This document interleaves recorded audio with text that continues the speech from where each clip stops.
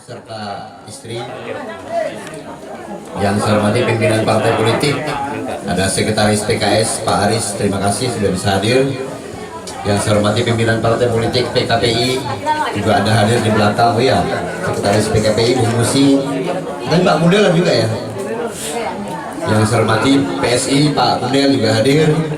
Kemudian yang saya hormati petugas kepolisian yang setia melayani kita, mengamankan kita. Yang saya hormati penyelenggara pemilu, ada Panwas, ada PPS mungkin. Yang saya hormati aparatur pemerintahan desa, kalau ada yang hadir terima kasih banyak. Tokoh-tokoh masyarakat, tokoh adat, tokoh-tokoh pemuda, tokoh-tokoh perempuan. Adil Kak Talino, Bajalamin Kak Saruga, Basengat Kak Jibata. Jadi sebelum saya menyampaikan beberapa hal, saya mau cerita bahwa kita di Kecamatan Suti Semarang udah 2 malam, ini malam ketiga. Jadi kami udah kampanye di Desa Abah, kemudian di Kelayu, kita nginap di Kelayu, singgah di Beringin, kemudian kampanye lagi di Kendai. Setelah Kendai kita kampanye di Tapen, setelah Tapen kita kampanye di Desa Suti Semarang, nginap di Suti Semarang, kemudian turun ke Muhi. Nah, tadi barusan jam 3 sore kita di Kiung, dan malam ini terakhir di Dusun Mereseng, Desa Nangka. Sangat melelahkan, menantang, tapi menyenangkan ketemu Bapak Ibu Saudara sekalian. Luar biasa jalannya. Kalau di arah Desa Nangka itu agak lumayan, tapi ke Suti, ke Tapen luar biasa jalannya. Tapi PDI Perjuangan sesuai namanya tetap berjuang untuk menang, betul enggak? Saya ingin menyampaikan bahwa Pak Kajot dan Pak Carlos didukung dan diusung 9 partai politik. Ada 2 partai politik pengusung utama, PDI Perjuangan dan Partai Nasdem. Kemudian ada 7 partai politik pendukung, ada PKS, ada P3, ada PAN, Partai Amanat Nasional. Kemudian ada PSI yang hadir juga ketuanya tadi, PKPI, ada Partai Berkarya dan Partai Gelora. 9 partai politik mendukung pasangan Pak Kajot Pak Carlos. Saya ingin menyampaikan informasi bahwa Pak Kajot atau Pak Martinus SM dalam spanduk-spanduk itu adalah kader PDI Perjuangan. Pani Pak Kajot kenal lah. Pani suami lee. Belum. Ada yang belum lihat kan? Mungkin di spanduk atau di lain-lain pernah melihat gambarnya kan?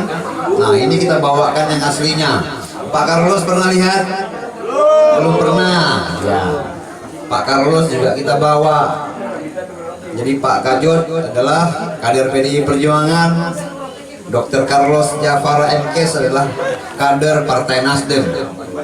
Jadi 2 partai politik bergabung untuk mengusung pasangan Pak Martinus SM dan Dr. Carlos Jafara MKes. Pak Kajot sudah lama di PDI Perjuangan.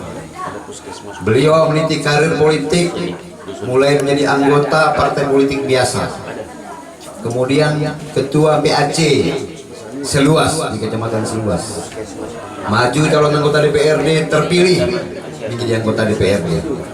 Kemudian setelah ketua PAC naik karirnya menjadi ketua DPC. DPC itu Dewan Pimpinan Cabang PDI Perjuangan. Dulu beliau ketua DPC. Kalau saya sekarang sekretaris DPC PDI Perjuangan. Ketuanya Esidorus. Nah, zaman beliau ketua DPC PDI Perjuangan, saat itu walaupun bupatinya dari Demokrat, tapi kita memenangkan pemilu tahun 2013. Ya. Zaman Pak Luna 5 kursi, zaman beliau PDI Perjuangan meraih 6 kursi. Itu luar biasa.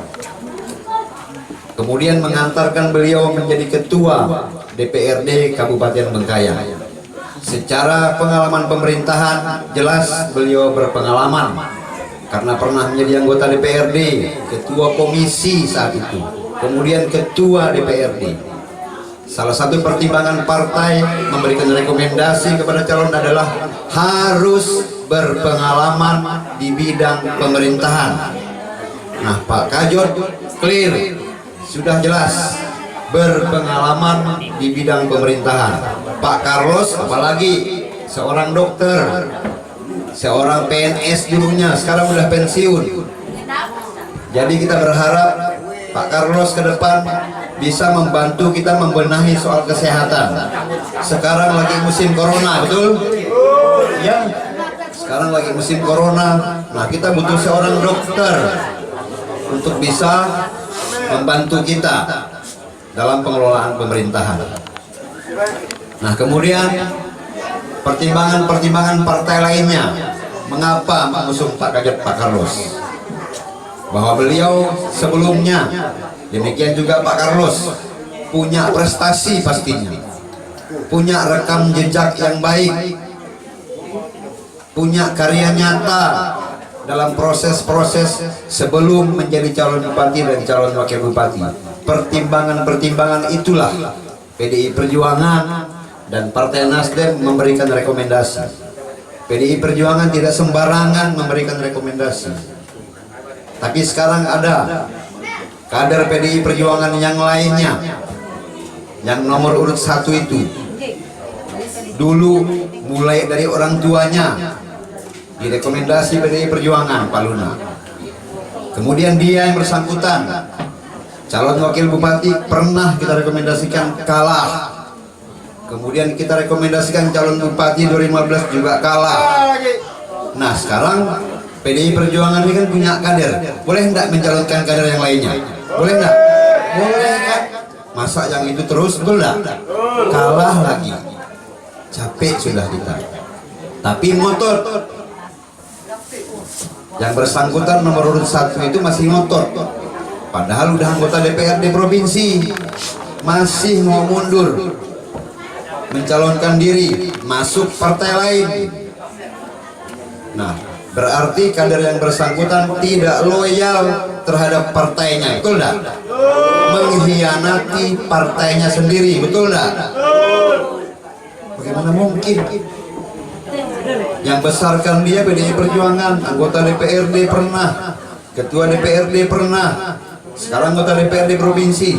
Yang membesarkannya saja itu dilawannya. Bagaimana dengan rakyat kecil, betul enggak? Nah, ini karena dia melawan instruksi, karena di PDI Perjuangan itu instruksi Ibu Megawati Soekarno Putri, setiap kader, apalagi anggota DPRD, wajib memperjuangkan, mengamankan, dan memenangkan pasangan Pak Kajot Carlos. Itu masih ngeyel, melawan. Akhirnya DPP PDI Perjuangan memberikan sanksi kepada saudara Sebastianus Darwis dengan memecat dari keanggotaan. Kita pecat karena anggota partai itu harus disiplin. Partai mengajarkan kita untuk menjadi pemimpin. Nah, untuk menjadi pemimpin harus disiplin. Makanya dipecat. Makanya satu-satunya kader PDI Perjuangan yang maju sekarang, banteng PDI Perjuangan itu Pak Kajot, tidak ada yang lain. Maka kami mohon dukungan khususnya kepada warga di Dusun Mereseng, Desa Nangka untuk memenangkan Pak Kajot. Setuju enggak? Setuju. Benar? Benar. Oke. Jadi pesan Ibu Megawati, kadernya yang sudah direkomendasi baik Pak Kajot maupun Pak Carlos dari Nasdem harus turun menemui rakyat, menyapa rakyat, mendengarkan rakyat. Ketika rakyat menderita, maka harus ikut menderita. Makanya beliau turun, walaupun sering tumbang di jalan karena jalan luar biasa licin, tapi kita tidak menyerah. Kita ingin merasakan apa yang dirasakan rakyat. Kita ingin mendengarkan apa yang dikeluhkan rakyat. Masyarakat juga harus tahu siapa Pak Kajot. Jangan hanya lihat gambar. tapi harus datang menyalami rakyat, menyapa rakyat, merasakan kesusahan rakyat. Itu yang diinginkan kami dari partai. Ketika ke depan mungkin memenangkan pertarungan ini bukan untuk partai, tapi untuk mengurus rakyat. Itu harapan kami di partai politik ketika mengusung beliau, bukan untuk kepentingan partai. PDI Perjuangan itu partai yang sudah besar, Bapak Ibu Saudara sekalian. Presiden Republik Indonesia itu diusung PDI Perjuangan dan Nasdem dan partai lainnya. Tidak ada bayar kepada partai politik ketika Pak Kajot mendapatkan rekomendasi. Tidak ada itu. Ibu Megawati Soekarno Putri terlalu kaya kalau untuk minta duit ke Pak Kajot. Tidak ada bayar-bayar, tidak ada mahar-mahar. Beliau hanya berpesan ketika direkomendasi terpilih, urus rakyat. Itu pesan beliau. Karena PDI sadar kekuatan PDI Perjuangan adalah bersama rakyat. Kita menyadari itu. Oleh sebab itu, kader yang kita turunkan harus mendengarkan rakyat. Pertimbangan-pertimbangan itu, partai memberikan rekomendasi kepada Pak Kajot. Nah, Bapak Ibu Saudara sekalian, mungkin juga ketika memilih pasti mempertimbangkan kenapa harus memilih Pak Kajot Carlos. Harus ada kesadaran kita secara pribadi, mengapa kita memilih, apa yang membuat Pak Carlos, apa yang membuat Pak Kajot berbeda dengan pasangan 1, 2, dan 4, sehingga kita memutuskan untuk memilih mereka. Betul enggak? Tidak asal memilih, tapi berdasarkan pertimbangan. Karena itu keputusan politik kita secara pribadi untuk menentukan nasib bangsa ini. Pertimbangan kita yang pertama, Pak Kajot adalah sudah berprestasi, punya karya nyata, contoh jelas. Ketika beliau menjadi ketua Dewan Adat Dayak, ketua DPRD, memprakarsai pembangunan Ramin Bantang, beliau mencetuskan itu.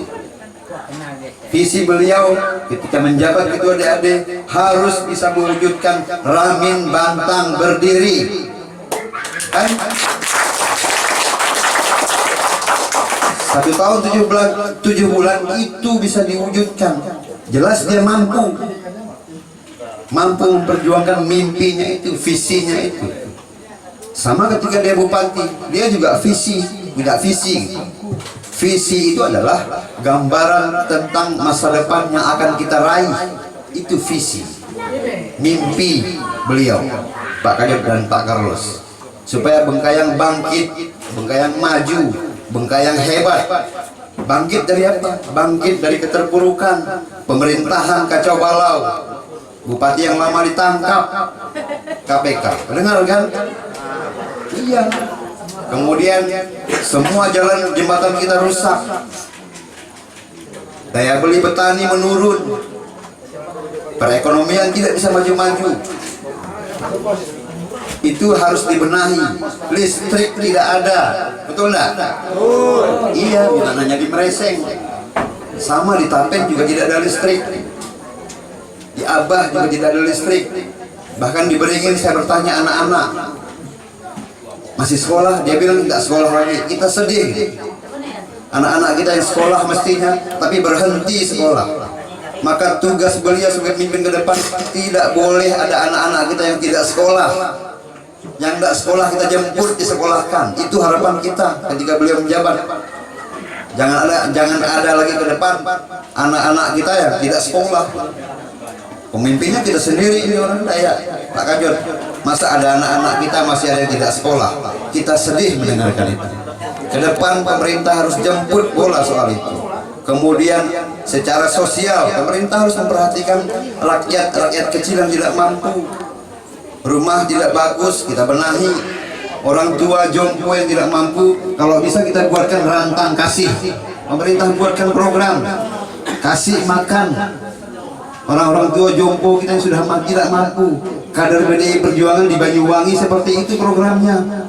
Ada orang yang sudah tua renta, tidak bisa bekerja, pemerintah kasih makan, rantang kasih diantarkan, libatkan warung-warung kecil sebelah, pemerintah kerjasama. Boleh fakir miskin, anak terlantar dipelihara oleh negara. Itu undang-undang dasar.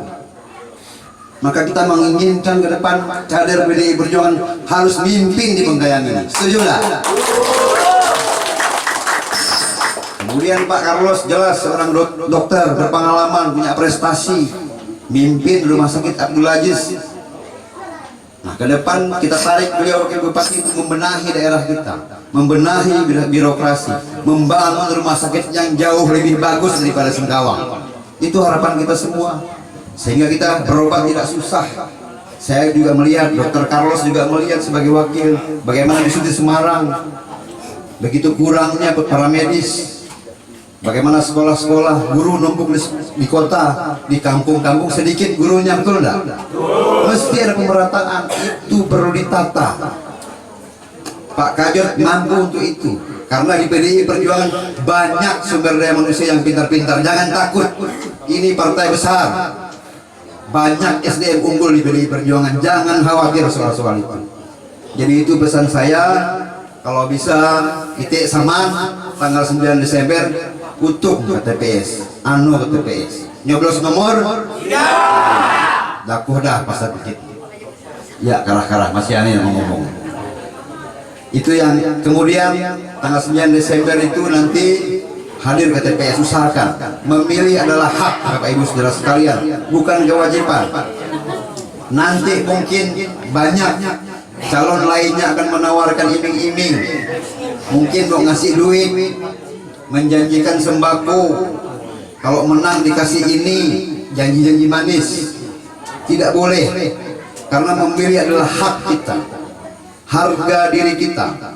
Negara memberikan kesempatan kepada kita semua untuk menentukan pemimpin kita, bukan berdasarkan pertimbangan duit, bukan berdasarkan pertimbangan diberi sembako, tapi berdasarkan kesadaran kita untuk memilih pemimpin yang kita anggap bisa kita percaya, yang kita anggap bisa mendukung kita, yang kita anggap bisa memperjuangkan aspirasi kita. Itu yang menjadi dasar pertimbangan, bukan hal-hal lain. Sehingga ketika memilih kita, membuat keputusan politik itu betul-betul memberikan hak suara kita kepada yang kita kenal tadi itu, kepada yang kita yakini mampu memperjuangkan kita ketika menjabat. Jadi kita memilih pada 9 Desember itu bukan pada hari itu saja. Ketika dia menang, kita harus mengawal juga. Kita tagih janji-janji itu. Bukan berarti setelah memilih selesai tugas kita. Tidak, Bapak Ibu Saudara sekalian. Kita sudah menitipkan suara kita kepada Pak Kajot, maka ketika dia terpilih, Pak Kajot Carlos, kita tagih janjinya. Kami di PDI Perjuangan akan menagih janji itu, akan mendesak juga, supaya ketika menjabat kembali kepada rakyat, mendengarkan rakyat, tidak hanya saat kampanye. Betul tidak? Iya, saya pastikan itu. Kita mengawal sama-sama supaya beliau tetap pada visi misinya untuk memperjuangkan kesejahteraan rakyat. Jadi itu pesan saya, Bapak Ibu Saudara sekalian. Terima kasih banyak Bapak Ibu Saudara sekalian sudah bisa hadir di sini, luar biasa. Saya hormat karena sudah menyempatkan diri untuk bertemu dengan Pak Kajot dan Pak Carlos.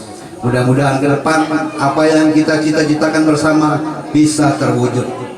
Dan harapan saya setelah selesai tempat ini, kita bisa pulang dengan selamat ke rumah masing-masing. Saya mohon maaf mungkin jika ada pernyataan, ada kata-kata saya yang tidak berkenan di dalam hati. Mohon maaf yang sebesar-besarnya. Merdeka! Merdeka! Merdeka! Selamat malam, salam sejahtera untuk kita semua. Assalamualaikum warahmatullahi wabarakatuh. Adil Katalino, Bacoranin Kak Saruga, Basengat Kajibata.